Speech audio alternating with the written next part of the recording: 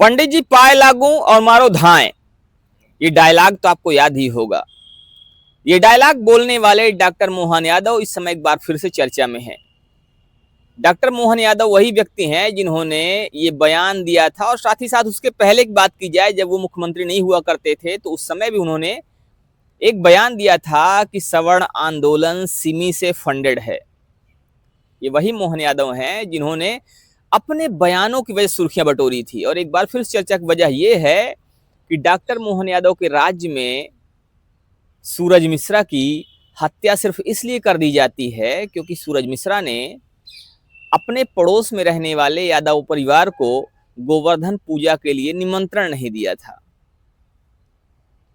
यादव परिवार ने इतनी सामान्य सी वजह के लिए सूरज मिश्रा को कुल्हाड़ियों से घायल कर दिया, और कुल्हाड़ियों से इतनी बुरी तरह से घायल किया कि कुल्हाड़ी को 4 घंटे तक नहीं निकाला जा सका था। डॉक्टरों को बड़ी मशक्कत करनी पड़ी, डॉक्टरों को काफी ज्यादा कोशिश करनी पड़ी, तब कहीं जाकर 4 घंटे के बाद कुल्हाड़ी निकाली जा सकी। और उसके बाद जब इलाज शुरू होता है तो बहुत कोशिश के बाद भी सूरज मिश्रा को बचाया नहीं जा पाता है। यानी कि मंगलवार की रात 9:30-10 बजे के आसपास ये घटना होती है, और उसके बाद बुधवार की दोपहर 12 बजे सूरज मिश्रा की मौत हो जाती है। मामला है मध्य प्रदेश की सीधी का, जहां खड्डी गांव में सूरज मिश्रा ने गोवर्धन पूजा के अवसर पर कार्यक्रम रखा हुआ था। उन्होंने गांव के आसपास के लोगों को, अपने पड़ोस के लोगों को आमंत्रित किया था, लेकिन उन्होंने यादव परिवार को आमंत्रित नहीं किया था, जिसमें यशोदा यादव, उनके पति सुखलाल यादव और उनका बेटा मोले यादव, इनको आमंत्रित नहीं किया गया था। और शायद इसी बात से खुन्नाए हुए यादव परिवार ने सूरज मिश्रा को और उनके परिवार को सबक सिखाने की सोची। रात लगभग 9:30 बजे जब सारा काम कंप्लीट हो जाता है, पूजा समाप्त हो जाती है, सारा काम हो चुका होता है, तो उसके बाद यादव परिवार सूरज मिश्रा के परिवार के ऊपर, परिवार के घर पर पत्थर चलाना शुरू कर देता है। इसके बाद जैसे ही सूरज मिश्रा और उसके घर वाले बाहर निकलते हैं, इस बात का विरोध करते हैं, मना करते हैं, तो पहले से ही खुन्नाए हुए यादव परिवार ने लाठी, डंडे और कुल्हाड़ियों से हमला कर दिया। हमले में सूरज यादव गंभीर रूप से घायल होते हैं, कुल्हाड़ी उनके सर पे धंस जाती है, और उसके बाद उनकी अगले दिन मौत हो जाती है। तो आइए बात करते हैं इसी विषय पर। हमारे साथ में मौजूद तिवारी जी के साथ में इनसे जानने की कोशिश करेंगे कि आखिर ये जो सारा मामला है, ये सारा मामला एक सामान्य घटना है, या इसके पीछे वो बयानबाजियां भी जिम्मेदार हैं जो पहले की गई थी। क्या इस समय पूरे देश में जातिवाद चरम पर है? क्या हर जगह जातिवाद कहीं ना कहीं सामाजिक सद्भाव को बिगाड़ने की कोशिश कर रहा है? और क्या इन चीजों के पीछे राजनैतिक जो जिम्मेदारियां हैं उनका ना निभाया जाना भी कहीं ना कहीं जिम्मेदार है? तिवारी जी क्या कहते हैं, इस पे जो घटना होती है, इस घटना पर आपका क्या कहना है? देखिए, सबसे पहले हमारे दर्शकों को बहुत बहुत नमस्कार। पांडे जी ने भी आपको जो है संक्षिप्त में सारी जानकारी उन्होंने बता दी कि सीधी के रामपुर नैकिन स्थित जो है खड्डी खुर्द एक गांव पड़ता है। उस गांव के सूरज मिश्रा का परिवार गोवर्धन पूजा किया। दीपावली के बाद जैसा आप जानते हैं गोवर्धन पूजा होता है।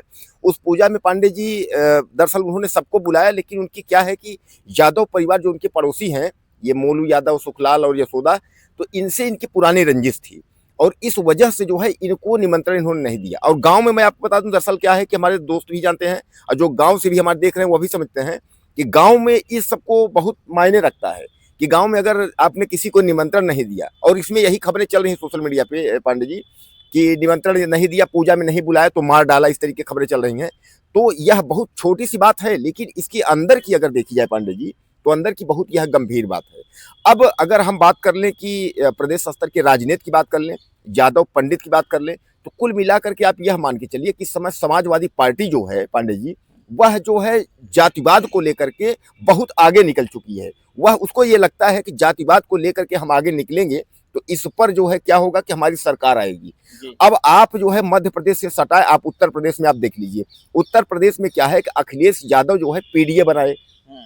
अब पीडीए में उन्होंने जो है, उनको ये लग रहा है कि पीडीए बना करके और पीडीए की ताकत पर हम सरकार बना लेंगे, और इसी वजह से जो है उत्तर प्रदेश में भी ब्राह्मणों की जो है वो पतन हो गई है। लेकिन अब योगी आदित्यनाथ जो सरकार है वो 2017 से हालांकि पूरी कोशिश कर रही है या इस तरीके से जो है ब्राह्मणों के साथ अन्याय न हो, ठाकुरों के साथ अन्याय न हो, यानी जैसे मायावती का था। मैं यहाँ पर एक चीज आपको थोड़ा सा रोकना चाहूंगा। जो हमारे दर्शक हैं, हम दर्शकों से बताना चाहते हैं कि जितने भी राजनेता, जितने भी नेता ये जातिवाद की बात करते हैं, हमारा मकसद किसी भी तरह से जातिवाद फैलाना नहीं है। हम कभी भी जातिवाद की बात नहीं करते, लेकिन हमने जो भी डायलॉग आपको याद दिलाया है, वो डायलॉग याद दिलाने का मकसद सिर्फ एक है कि आप देखिए कि जो भी जातिवाद पनप रहा है, जो भी आपसी वैमनस्य फैल रहा है, जो भाईचारा खत्म हो रहा है, उसके पीछे कहीं ना कहीं राजनेताओं के बयान काफी हद तक जिम्मेदार देखे जाते हैं। चाहे उत्तर प्रदेश की बात करें, चाहे मध्य प्रदेश की बात करें या कहीं और की बात करें, राजनेता लगातार सिर्फ अपने फायदे के लिए इस तरह की बयानबाजी करते हैं और उसका खामियाजा कहीं ना कहीं जो जनता है उसको भुगतना पड़ता है। बात यहाँ पर यादव या ब्राह्मण की नहीं है, बात यहाँ पर ठाकुर यादव की नहीं है, बात यहाँ पर दलित यादव की नहीं है, बात यहाँ दलित ब्राह्मण की नहीं है। बात यहाँ सिर्फ इतनी है कि कहीं कोई भी इंसान अगर मरता है तो इंसानियत मरती है। बहुत सीधी सी बात है। जब भी झगड़े होते हैं, जब भी लड़ाइयां होती हैं, तो उसमें जो जिसकी मृत्यु होती है, जिसके ऊपर हमला होता है, वो सिर्फ एक संयोग के ऊपर होता है और ये महज 10 मिनट, 15 मिनट, आधे घंटे खेल होता है। जो जिस पर भारी पड़ गया वो जीत हो जाती है उसकी, और जिसके ऊपर हमला होता है या जो थोड़ा सा चूक गया या तो उसकी मौत हो जाएगी, वो घायल हो जाएगा। इससे किसी भी राजनेता को कोई फर्क नहीं पड़ेगा। इससे सिर्फ और सिर्फ अगर फर्क पड़ेगा तो आपको फर्क पड़ेगा। और मैं आपको बता दूं, ये जो राजनीतिक पार्टियां, जो राजनेता जाति की बात करते हैं, वो कितना राजनीतिक कार्ड खेलते हैं वो भी आप समझिए। अभी आप पीडीए की बात कर रहे थे। पीडीए की बात करने वाली समाजवादी पार्टी जो कि कहती है कि पिछड़ा, दलित और अल्पसंख्यक, उसको हम आगे बढ़ाने की कोशिश कर रहे हैं। अभी जब भी कहीं पर किसी दलित की हत्या हो जाती है या किसी दलित के साथ अन्याय होता है और उसमें कोई सवर्ण होता है, तो पीडीए कहती है कि दलित के साथ अन्याय हुआ। कहना चाहिए, अच्छी बात है। हम कहते हैं अन्याय किसी के साथ भी हो, अपराध किसी के साथ भी हो, अपराधी कोई भी हो, अपराधी की कोई जाति नहीं होनी चाहिए, न्याय की कोई जाति नहीं होनी चाहिए, न्याय जाति देखकर नहीं दिया जाना चाहिए। जब भी किसी की हत्या होती है तो सबसे पहले इंसान मरता है, जातियां नहीं मरती हैं। अखिलेश यादव जी अक्सर पीडीए की बात करते हुए देखे जाते हैं, लेकिन अभी हाल ही में प्रयागराज के ही धूमनगंज इलाके में एक दलित की हत्या हो जाती है, लेकिन अखिलेश यादव जी का उस पर एक भी बयान सामने नहीं आता है। प्रश्न चिन्ह खड़े होते हैं कि यहां पर अखिलेश यादव जी का बयान क्यों नहीं आया, क्योंकि यहां पर अगर वो बयान देते हैं तो कहीं ना कहीं वोट बैंक उनका खिसकता हुआ दिखाई दे रहा है। तो जातियां सिर्फ वहीं पर आप जोड़ेंगे, जाति की बातें आप सिर्फ वहीं पर करेंगे जहां पर आपका राजनीतिक फायदा है, और जहां पर राजनीतिक नुकसान है वहां पर दलितों को मरने के लिए छोड़ देंगे, वहां पर दलितों की हत्याओं पर चुप हो जाएंगे। ये कितना सही है? चंद्रशेखर रावण की बात करें, चंद्रशेखर रावण कहते हैं कि हम दलितों के मसीहा हैं। अपने आप को सिद्ध करने की कोशिश करते हैं, वो भले मुंह से बोले ना बोले, लेकिन कहीं ना कहीं दिखाने की कोशिश उनकी हर जगह होती है। चंद्रशेखर रावण का एक भी बयान वहां पर नहीं आता है, क्योंकि जिन लोगों ने हत्या किया था उसको भी चंद्रशेखर रावण अपना वोट बैंक मानते हैं। मैं फिर से बता दूं, मैं किसी जाति का, किसी धर्म का विरोधी नहीं हूं। मैं सिर्फ ये कहना चाह रहा हूं कि जातियों की और धर्म की राजनीति किसी भी तरह से किसी के लिए भी फायदेमंद नहीं है, और खासकर जनता के लिए। राजनेता सिर्फ तभी बात करेंगे, किसी चीज का मुद्दा तभी उठाएंगे जब उनको अपना वोट बैंक उसमें दिखेगा, और जिस दिन वोट बैंक नहीं दिखेगा तो आपकी मौत उनके लिए कोई भी मायने नहीं रखती, नहीं रखती, नहीं रखती। इस चीज को आप देखिए, बारीकी से देखेंगे तो आपको पता चलेगा। तो तिवारी जी इस पर क्या कहते हैं, इनसे भी जानकारी लेते हैं, इनसे समझने की कोशिश करते हैं कि आखिर इस मामले में इनका क्या कहना है। तो देखिए, हम दर्शकों को बताना चाहेंगे, कुल मिलाकर के गोवर्धन पूजा में बहरहाल पांडे जी थोड़ा जातिवाद को लेकर के आप लोगों को बताया, लेकिन बात जो है जिस मुद्दे पर हम आ रहे हैं, हम आपसे चर्चा कर रहे हैं, दर्शक भी हमारे कहते होंगे कि ये लोग मुद्दा कुछ और है, कहीं और चले गए। इसलिए मैं आपको बताना चाहता हूं हम कि मुद्दे को कहीं और नहीं ले गए, हम मुद्दा को सिर्फ इसलिए बताए कि जो लोग जातिवाद की बात करते हैं वो कहीं ना कहीं आपसी जो वैमनस्य है वो फैलाने का काम करते हैं, वो सिर्फ अपना वोट बैंक साधते हैं, और उससे जनता कोई फायदा नहीं होने वाला है सिवाय नुकसान के। इस वजह से हमने थोड़ा सा ये बात बीच में लाई। तो कोई बात नहीं दोस्तों, कुल मिला के आप ये समझिएगा कि गोवर्धन पूजा में सूरज का परिवार यानी मोहन मिश्रा पुत्र जो है उनके, सूरज मिश्रा जी हैं, जिनके चोट लगी, आज वो दुनिया में नहीं है। तो यह लोग पूजा जैसे समाप्त हुआ तो यह लोग गाली गलौज और पत्थर मारने लगे सूरज मिश्रा के घर पर। अब इस पर जो है सूरज मिश्रा और उनके परिवार वालों ने विरोध किया। जब विरोध किया तो यह परिवार चूंकि पहले से खुन्नस खाए पांडे जी बैठा था, और उसके बाद जो है टांगी लेकर के, जैसा गांव के लोग जो है, जो हमारे भाई देख रहे होंगे, समझते होंगे, टांगी लेकर के यह लोग दौड़े और टांगी इतना तेज से प्रहार किया कि सूरज मिश्रा के सर में जो है वो घुस गई।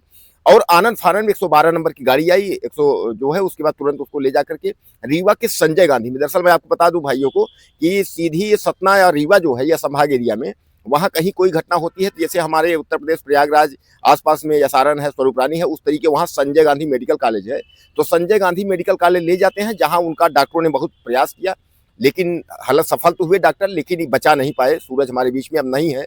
अब इस मामले को लेकर के राजधानी जो है आपके भोपाल तक पांडे जी पूरा संघर्ष हो रहा है। जो ब्राह्मण कमेटी संगठन वहां तमाम है वह भी चिल्ला रहे हैं। कारण है इसके पहले जो है मऊगंज में भी 2-3 लोगों की सामूहिक हत्याएं हो गई थी, उसमें भी तो जो तमाम हिंदू संगठन है वह भी अपना जो है इस पर कार्रवाई के लिए जो है मांग कर रहे हैं। वहीं आपको मैं बता दूं कि जो ये सुखलाल का परिवार है, यादव परिवार है, इसको जो है वहाँ के जो प्रभारी है, थाना प्रभारी सुधांशु, उन्होंने गिरफ्तार कर लिया है, और गिरफ्तार करने के बाद इनकी जो है जेल की कार्रवाई हुई है। अब कुल मिलाकर के आप लोग इस घटना को लेकर के जो आपके दिमाग में हो, जो आप कहना चाहते हो, जो आप पूछना चाहते हो, तो पांडे जी बताइए हमारे भाई, कैसे आपको।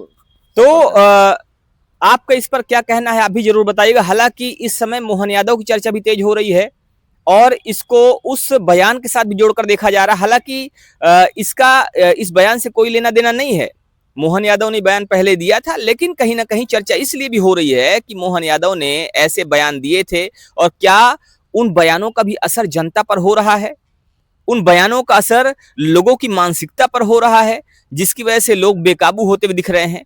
क्योंकि कानून का राज हर जगह होना चाहिए, लोगों के अंदर कानून का खौफ होना चाहिए, लेकिन जिस तरह से मोहन यादव जी ने बयानबाजी की थी, उन्होंने कहा था कि पंडित जी पाए लागू मारो धाएं, तो क्या वो बयान लोगों के दिलो दिमाग पर असर डाल रहे हैं, और क्या ये चीजें कहीं ना कहीं कानून व्यवस्था को खराब कर रही हैं?